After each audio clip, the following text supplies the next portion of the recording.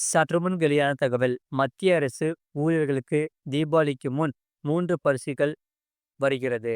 அதாவது, மத்திய அரசு ஊழியர்களுக்கு இனி பொருளாதார ரீதியாக மகிழ்ச்சியான மாதமாக அமையப்படுகிறது. அதாவது, தீபாவளிக்கு முன்பு ஜிஎஸ்டியை சீர்திருத்தி அரசாங்கம் பணவீக்கத்திலிருந்து மக்களுக்கு ஒரு பெரிய நிவாரணத்தை வழங்கியுள்ளது.